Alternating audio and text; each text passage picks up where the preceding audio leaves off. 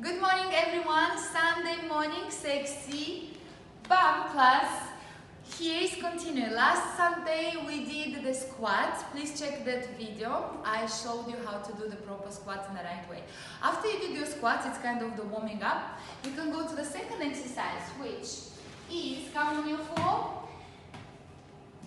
wrist under the shoulders, head shoulder wide, knees under the hip, neutral straight spine. Straight one leg in the back, knee straight, leg straight, kick high in the back with a straight leg. You can start to feel how your back muscle is engaged.